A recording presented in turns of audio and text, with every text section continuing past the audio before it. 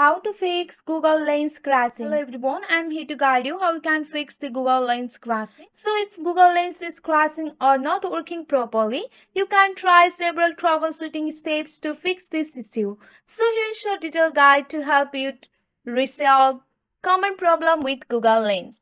So first of all, you have to update your Google Lens.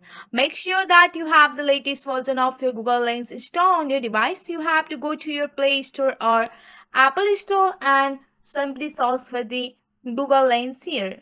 Once you have searched for the Google Lens, if there is any update available on your Google Lens, you have to update your app. So you have to ensure your device operating system is up to date. You can go to your device setting and check for the system update. Just go and click on the device setting here and go for the system app update, and you have to update your all app here. So after that, you can go for your setting again. Once you are on your setting, you have to simply navigate to the app or management app. And here you have to simply search for the Google Lens here. Once you have searched for the Google Lens,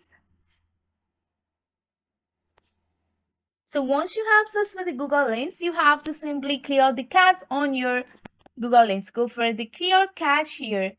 So note that the clearing data may reset the app setting. You don't have to clear the data. You have to simply clear the cache of your Google Lens.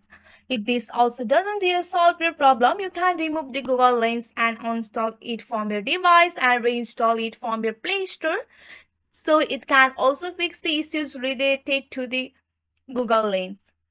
So you have to ensure that your Google Lens has the permission guaranteed. Just go for the app info and go for your app permission, and here you have to just go for the permission granted in your app. So sometimes simply restarting your device can also solve the issues with your app. You have to turn off your device and wait for a few seconds and turn it back on. So by following this step, you should be able to troubleshoot and fix most issues with Google Lens.